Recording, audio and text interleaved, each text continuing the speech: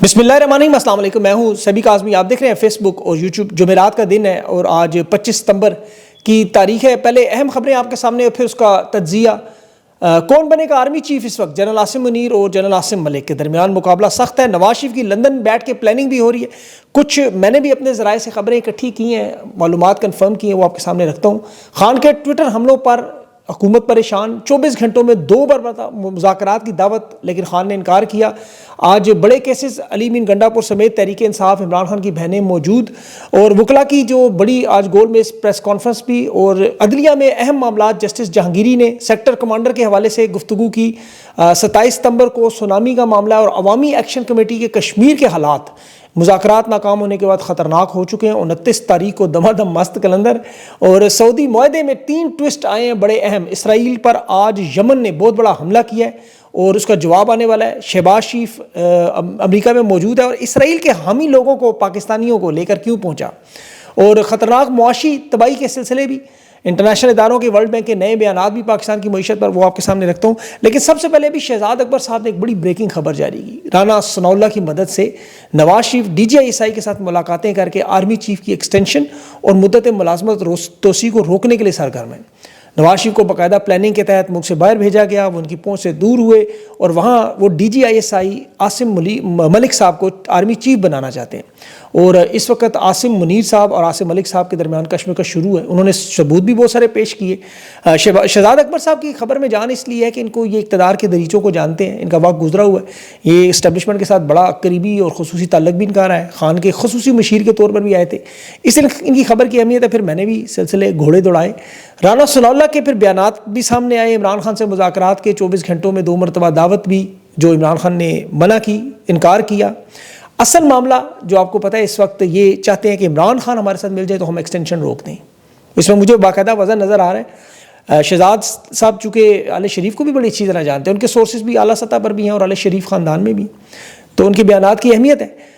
اس میں 2-3 بڑی اہم باتیں۔ ایک تو جو سعودی عرب کے جو حالیہ معاہدے تھے جس میں جنرل عاصم ملک کی شمولیت نظر نہیں آئی، نیشنل سیکورٹی ایڈوائزر ہیں وہ، اور اگلے مہینے ان کی ایکسٹینشن بھی ہے، تو ظاہر ہے اب نیشنل سیکورٹی ایڈوائزر کا وہ عہدہ جو امریکہ کے تناظر میں انتہائی اہم عہدہ، آپ کو میرے پچھلے کچھ ویلاگز یاد ہوگا، اس میں نے بڑی تفصیل سے اس کا ذکر کیا ہے کہ نیشنل سیکورٹی کا ایڈوائزر کا عہدہ کیوں بنایا گیا اور اس میں کتنی اہمیت ہوتی ہے، اور خاص طور پر جو بیرونی دنیا کے ساتھ جو معاملات، مغرب کے، امریکہ کے، لابنگ کے، ایڈوکیسی کے، یہ سارے ٹرمپ تک پہنچنے کے، یہ سارے کرنے میں بڑا اہم کردار تھا، اور ماضی کی اس کی بہت ساری مثالیں بھی موجود ہیں۔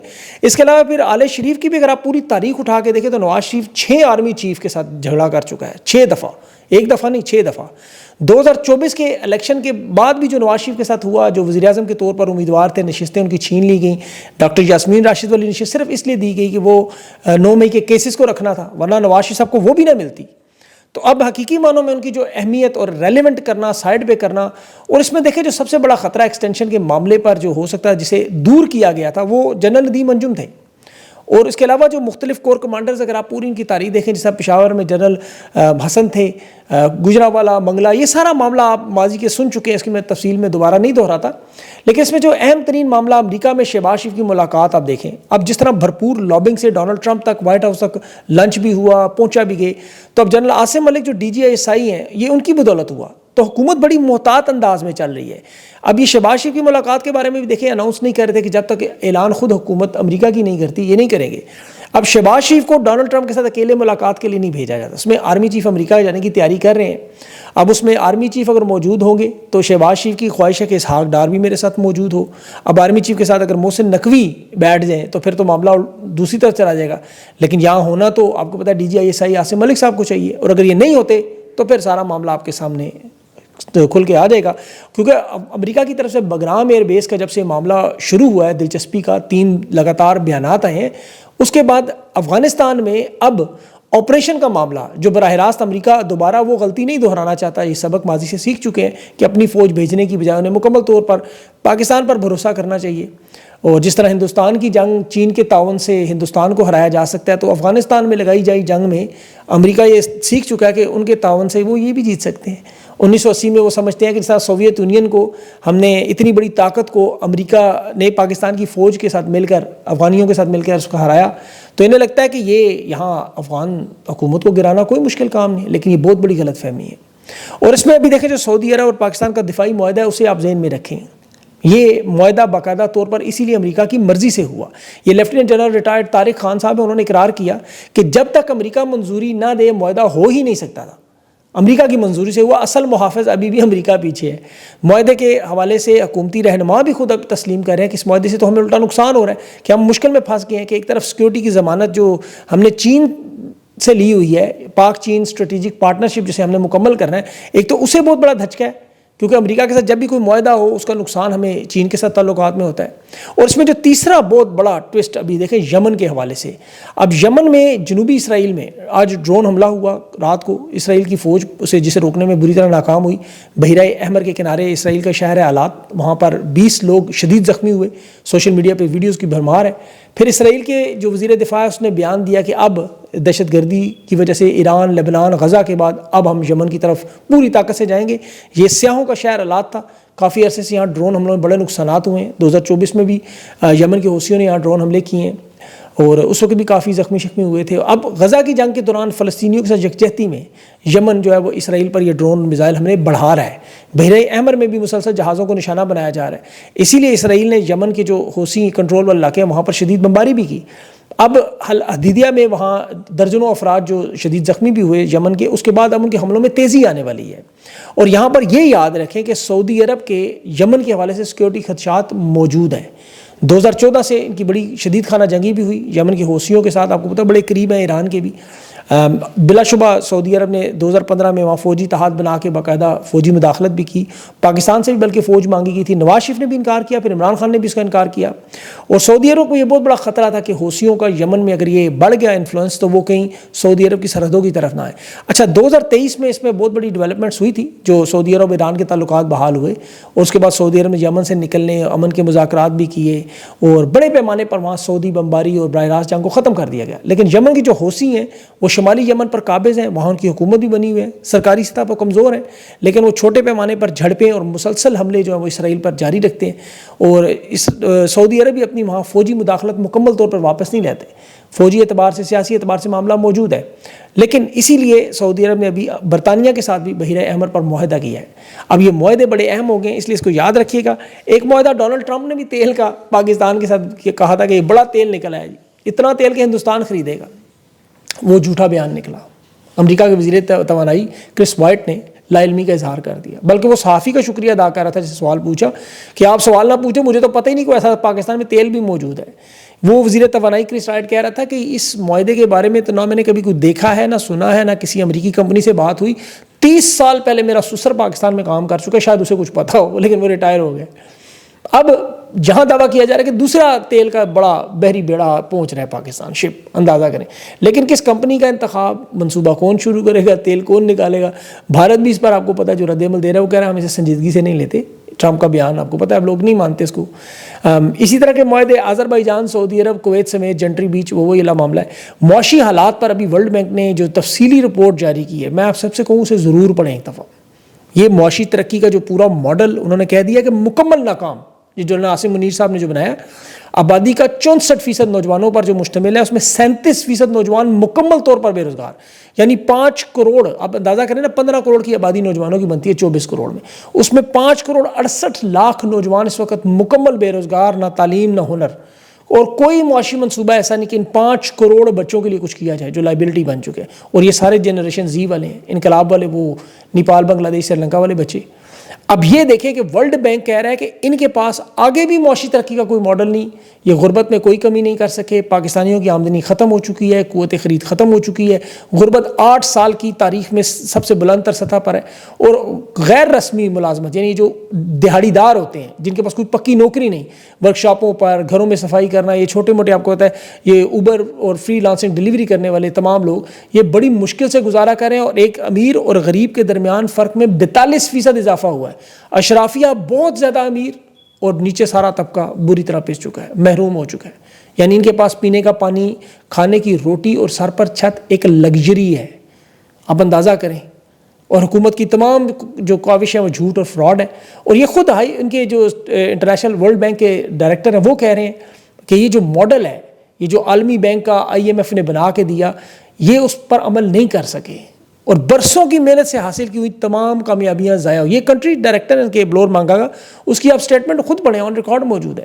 وہ غربت پر تحقیق کرنے والی ان کی ماہر ہے کرسٹینا ویسر، اس نے یہ آن ریکارڈ اسٹیٹمنٹ دی کہ 2018 سے 22 تک غربت میں کسی حد تک جو کمی کا سلسلہ تھا وہ 2024 میں اس کو بہت بڑا دھچکا لگا اور تمام کامیابی ضائع ہو. بلکہ جو باہر سے فورن ریمیٹنس آتی ہے جو پاکستان کو ملتی ہے وہ بھی آبادی کے ایک چھوٹے حصے تک پہنچ رہی ہے. دیہات میں اور کم آمدنی والے جو لوگ ہیں وہ پاکستان کی اندرون ملک کی ترسلات پر دار و مدار کرتے ہیں اور وہ ختم ہوگی.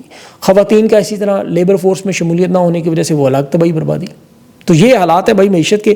عدلیہ کے بھی آپ کے سامنے رکھ دوں، آج خان کا کیس تھا اسلام آباد ہائی کورٹ میں، 15 درخواستوں کے بعد سرفراز ڈوگ اور جسٹس انعام منہاس کی عدالت میں، اعظم خان کی سوری، اب یہ علی مین گنڈا پور، عمران خان کی بہنیں، سب لوگ موجود تھے، MNAs MPs موجود. گھنٹوں انتظار ہوا. اس کے بعد وہی ہوا جو اب تک کے کیسز میں ہوتا ہے، کبھی جج بھاگ جاتا تھا، کبھی لیڈر بھاگ جاتا، کبھی پروسیکیوٹر بھاگ جاتا، کبھی فائل گم ہو جاتی. آج صحافیوں کو ویڈیوز بھی نہیں بنانے دی جا رہی تھی، اور یہ وہ لوگ ہیں جو صحافیوں کو روک رہے تھے، جو خود ججز کے کمروں میں، بیڈ رومز میں، وہاں پر موبائل پہ آپ کو پتہ ہے ویڈیوز جاری کرتے رہے. القادر ٹرسٹ میں نیب کا پروسیکیوٹر آج بھاگا ہے. سلمان صفدر آج بڑے غصے میں تھے. سرفراز ڈوگر کہہ رہا تھا کہ 30 سال کی پریکٹس ہے عدلیہ کی، یہ گندگی نظر نہیں ہے، یہاں عدالت میں پہنچنے نہیں دیتے، پہنچ جائے تو جج بھاگ جاتا ہے، پہنچ جائے تو وکیل نہیں ہوتا، پہنچ جائے تو اگلی تاریخ دے دیتے ہیں. سرفراز ڈوگر شرمندگی کا اظہار کر رہا ہے، کہتا ہے میں چیمبر میں جا کے فیصلہ کر کے آتا ہوں. حالانکہ اس کرسی پر ہی بیٹھ کر اگر وہ واٹس ایپ پہ ہی دینا ہے تو بھائی وہیں سے دے دو. علیمہ خان نے اسی لیے پھر کیمرے کی طرف اشارہ کرتے ہوئے کہا کرنل صاحب جج صاحب سے کہیں تاریخ دے دیں. القادر ٹرسٹ کی تاریخ پھر اس نے کون سی دی؟ 16 اکتوبر. اور وجہ کیا ہے کہ القادر ٹرسٹ سے پہلے توشہ خانہ میں اب انہیں مزید جو 21 دن ملے ہیں نیب کو، جسٹس انعام منہاس نے، جس کے پاس یہ کیس جنوری سے آپ کو پتہ موجود ہے، نہیں لگا رہا. عمران خان کے کیسز کو سماعت کی رہائی کے لیے پھر اس نے جو لگائی تاریخ وہ 7 اکتوبر کی، یعنی اڈیالہ جیل ٹرائل میں سزا ہو جائے اس کے بعد القادر ٹرسٹ کی 16 اکتوبر کو فیصلہ کر دیں گے، یہاں ادھر اس میں رہا کر دیں گے، اس میں سزا دے دیں گے. تو ویڈیو لنک ٹرائل میں آپ دیکھیں جو پٹیشن لاہور ہائی کورٹ میں تھی، سلمان اکرم راجہ نے آج یہ بھی بتایا کہ وہاں وہ پٹیشن کے لیے عملہ کہتے تھی فائل گم ہوگی. اب اندازہ کریں، وہ کہہ رہے ہیں مقدمہ ہی نہیں سنا جا سکتا کہ فائل ہی موجود نہیں ہے. اور یہی حال اسلام آباد اور سندھ میں، سندھ ہائی کورٹ میں آج آپ دیکھیں، وہاں دلیر و بہادر جج طارق جہانگیری اس کا کیس تھا، اور وہاں بڑے غیر معمولی مناظر نظر آ رہے تھے. آئینی بینچ کا سربراہ کے آغا صاحب لگائے گئے، ٹاؤٹ جج ہیں، آپ کو پتہ ہے وہاں لوگ نعرے لگا رہے تھے کہ کے آغا تیری زندگی شرمندگی، شیم شیم کے. اور کیسز چھوڑ کر تمام وکلا جس طرح آج اکٹھے تھے، بڑی غیر معمولی سماعت بن گئی. کراچی کے رپورٹر سے کہنا تھا کہ یہ تاریخ میں شاید پہلی دفعہ ہوا کہ اتنی بڑی تعداد میں، کیونکہ حاضر ڈیوٹی جج ملزم بنا کے کٹارے میں کھڑا کیا گیا. کیس کراچی یونیورسٹی کا لیکن ہائر ایجوکیشن نے بنایا ہوا ہے، اور وہ بھی 1 سال کے بعد یہ جج یہ فیصلہ کرنے جا رہے ہیں کہ قابل سماعت کیس ہے یا نہیں. خفیہ اداروں کا اتنا دباؤ ہے ان کے اوپر، وہ آغا جسٹس طارق محمود جہانگیری کو بولنے کا موقع نہیں دے رہے تھے، اور پھر جب وہ بولے تو پھر ججز کی بولتی بند ہوگی. پہلے تو انہوں نے کہا اللہ اور رسول کی نام کا حلف دے کے کہا کہ میں نے اپنے حلف کی ہمیشہ پاسداری کی ہے، میری ڈگری اصلی ہے، امتحانات دی ہیں، نہ میں نے کوئی ٹاؤٹی کی ہے، نہ میں کسی ISI کے سیکٹر کمانڈر کا حکم مانتا ہوں، فیصلے وہ دیتا ہوں جو حق اور قانون پہ، اور مجھے بغیر نوٹس دیے کراچی یونیورسٹی نے فیصلہ دیا ہے، میں نے سارے امتحانات دیے ہیں. اور یہ بڑی دلیری اور بہادری سے 5 جج اسلام آباد ہائی کورٹ کے ڈٹ کے کھڑے ہیں. یقین کریں یہ عدلیہ کی بہت بڑی مزاحمت ہے اس دور میں، ان کا نام ہمیشہ تاریخ میں لکھا جائے گا.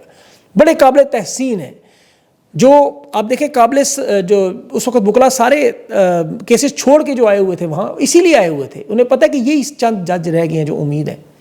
ان جو ٹاؤٹ جج ہیں ان کو آپ یقین کریں تھوڑا رگڑا ضرور دیا کریں، خفیہ ایجنسی کی ٹاؤٹ جو انہیں احساس دلایا کریں، یہ ویڈیو سنا کریں، کیونکہ یہ صرف گوشت اور کھال کا کاروبار کرنے والے لوگ ہیں.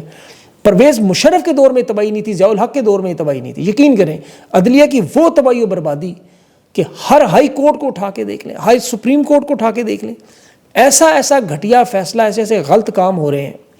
ابھی زلفی بخاری عمران خان کا ساتھ دے رہے ہیں انٹرنیشنل سطح پہ، آپ کو پتہ ہے وہ آرٹیکلز، عمران خان کے بیانات، اقوام متحدہ میں کیسز، انٹرنیشنل کورٹ تک، وائٹ ہاؤس تک، یہ ساری سفارتکاری وہی کرتا ہے. آج اس کی اٹک میں زمین بھی نیلامی کا اشتہار لگا دی. اس سے پہلے اس کا اسلام آباد میں گھر، اس پہ قبضہ کر دیا، اس کو نیلام کر دیا. جھنڈ میں اس کی پتہ نہیں 700-800 کنال زمین وہ چھین لی جو اس کو ملی خاندان سے. مطلب یہ ایک بالکل ظلم اور فسطائیت کا وہ لیول کہ ہیرا منڈی بنی ہوئی ہے بالکل.